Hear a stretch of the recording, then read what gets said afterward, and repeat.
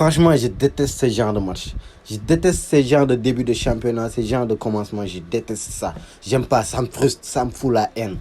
Premier match, première déception, première frustration, premier match qui nous fout la haine, tu vois, qui nous fait chier. Avec des équipes qui nous font chier toujours, comme des équipes comme Mallorca et tous. Ils nous font chier chaque jour.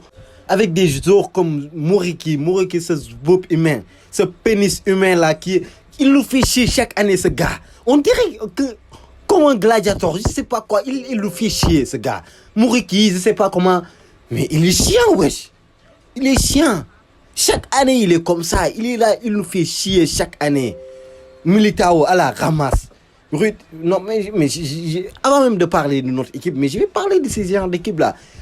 Ça me fait chier. Moi, je préfère commencer le championnat en jouant avec des équipes du haut du tableau, tu vois. Je sais pas, Real Sociedad, Bilbao, quelque chose comme ça, Barcelone, je sais pas, Atlético. J'aime Séville, voilà, je préfère.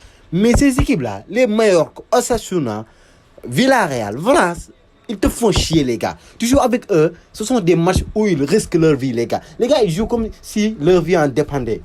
Ils te font des tacles de malade, ils se donnent à fond, ils te font des courses de... Juste observer quelque chose. Observer le fait que ces gars-là, quand ils récupèrent la balle au milieu de terrain, le temps qu'ils mettent pour arriver sur la surface, à la surface du Real Madrid, c'est en une fraction de seconde, c'est même pas une seconde, c'est un clignement d'œil. Tu clignes ton œil, ils sont déjà là, devant le but. Ils te donnent des frissons de malade, des tirs par-ci, par-là. Ces gens-là, quand ils jouent contre le Real Madrid, sont des talents, tu vois. Ils se transforment en des joueurs légendaires sur FIFA, je sais pas comment on dit, des cartes légendaires et tout. Ils sont tous notés 99. Ils sont tous notés 99. Ils sont très forts. Ils sont juste intenables. Ils sont rapides. Ils ne se fatiguent jamais. Ils sont insaisissables. Ils te font chier avec des fautes, avec des tricheries. Ils jouent le malin, tu le touches. Ils sont là. Ils vont se coucher sur le terrain. Non, putain, ils me font chier, ces gars-là. Ils me font chier. C'est juste inconcevable. Juste de se dire qu'on a une équipe comme ça, avec Kylian Mbappé, Vinicius, Rodrigo, Bellingham, tous là, et on fait match nul avec Mallorca, quand même. C'est juste inconcevable et tout. Moi j'accepte pas carrément. Et quand même si je comprends que les gars ont joué, ils ont tout fait, tu vois. Moi, j'ai direct attaqué l'équipe du Mallorca et tout pour dire que, ouais, ils sont chiants à jouer, ils sont difficiles à jouer parce que carrément... Avec tout ce qu'on peut dire quand même, ces équipes, ils sont bien en place défensivement. Défensivement, ils sont solides. Ils sont imbougeables défensivement. Mais quand même, aujourd'hui, on pouvait faire mieux. Mais je sentais même pas l'équipe. On jouait comme le Barça, wesh. On avait les balles, on se faisait des tiki-taka, 1-2, passement la balle, redonnement, voilà. On jouait à... Wesh, on jouait à quoi aujourd'hui?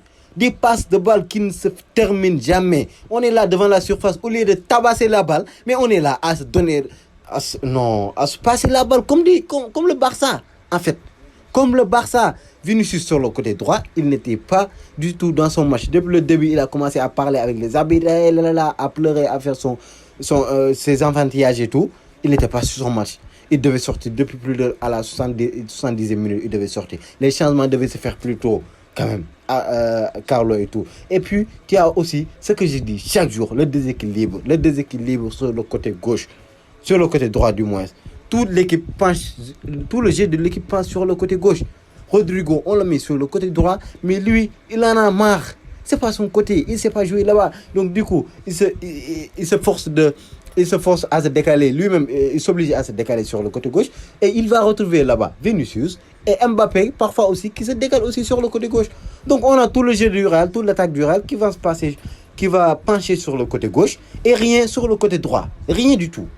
Parce que même s'il y avait, tu vois, même si on peut dire que voilà, on a Carvajal et Valverde qui vont créer souvent du jeu là-bas, mais Carvajal aujourd'hui aussi, il n'était pas dans son match. La fatigue de l'Euro se fait ressentir sur les jours. Bellingham, il est sur le terrain, il fait tout. Il défend, il couvre tellement de surface sur le terrain en défendant, avec des courses de balle, avec tout. Mais il ne peut pas tout faire. Donc, je suis à Carvajal qui est sur le côté droit, qui n'est pas performant aujourd'hui. Moi, je préférais qu'il mette Lucas Vazquez titulaire. Moi, ce match-là, carrément, je vous dis, si c'était moi, j'aurais préféré de mettre une deuxième équipe, de faire tourner l'équipe avec, tu vois, Brahim Diaz, peut-être titulaire, et Arda Güler, quelque chose comme ça, quoi, tu vois. Mais, quand même, il a préféré jouer avec Mbappé, avec l'équipe type et tout. Mais, on voyait que les joueurs étaient fatigués. C'était des joueurs qui ont joué toute l'heure et tout. Les Cavaral, les Bellingham et tout. Ils étaient cuits. Ils étaient cuits. Ça se voit. Ils étaient cuits.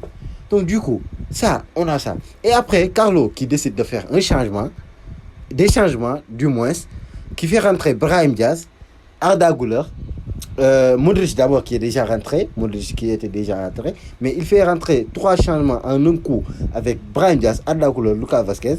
Mais quand même, Carlo, tu fais rentrer ces gens-là, tu fais sortir Vinicius, Bellingham, tu laisses Rodrigo et Mbappé. Et sachant que Rodrigo, comme je le disais, depuis tout le match, il était normalement positionné sur le côté droit, mais il se forçait à aller sur le côté gauche parce qu'il n'était pas allé sur le côté droit. Et là, tu fais rentrer Brahim Diaz, qui est un gaucher, qui est à l'aise sur le côté gauche. Donc, pourquoi pas le faire jouer sur le côté gauche et décaler Rodrigo sur le côté droit pour le mettre à l'aise définitivement et laisser Brahim Diaz sur le côté gauche, là où il est plus performant. Mais pourquoi mettre Brahim Diaz comme que tu as fait sortir Vinicius à sa place, tu vas mettre Brahim Diaz sur le côté gauche, mais non, il est plus performant sur le côté droit, donc mets-le sur le côté droit et mets Rodrigo sur le côté gauche. Et avec Arda et Brahim Diaz sur le côté gauche même, avec Arda qui va jouer un peu le rôle de 10 de Bellingham, qui va récupérer ça, donc Modric un peu plus bas et Arda un peu plus haut, tu as Mbappé en pointe et tout, Rodrigo sur le côté droit. Mais mec, imaginez, moi j'imaginais déjà des dingueries sur le côté droit, avec Arda et Brahim Diaz qui vont faire des combinaisons de malades. Des combinaisons de malades, les gars. Mais Carlo, je sais pas, il a fumé quoi aujourd'hui? Bref, à part ça, la défense, Militao, toujours à la ramasse. Toujours à la ramasse. Les gars, il se fait bouffer matin, midi, soir. Matin, midi, soir, les gars. Et sur le but qu'on a concédé, la dernière fois sur ma dernière vidéo, je l'ai dit, Mbappé ne défend pas. Et ça me fait chier. Mbappé, s'il est venu là pour ne pas défendre, mieux vaut qu'il reste au PSG. Là, il est là pour défendre. C'est lui qui était censé défendre sur Mouriki. Et dès l'action du corner, il a abandonné. Il a laissé tomber, il a laissé Mouriki libre. Et lui, il est venu, il a claqué sa tête. Il a mis sa tête et il a égalisé pour son équipe. Et ça, c'était à cause de Mbappé qui était nonchalant, qui n'était pas vigilant du tout. Wesh, il a été flemmard. Ferland Mendy, sur le côté gauche aussi, il est solide défensivement et tout. Mais Ferland Mendy, il est lent, les gars. Il est trop lent, comme une tortue. Wesh, ce gars, il est trop lent. Il nous handicape en ce moment parce qu'il reçoit un carton rouge. Il va être suspendu 2 matchs juste avec une faute tellement bête. Qui n'est même pas, ce n'était même pas une action dangereuse, ce n'était rien du tout. Ça ne valait pas de faire cette faute-là. Et là, voilà les conséquences de matchs de suspension qui vont sûrement nous handicaper et tout pour les prochains matchs et tout. Bref, c'était un match qui m'a fait chier carrément du début à la fin.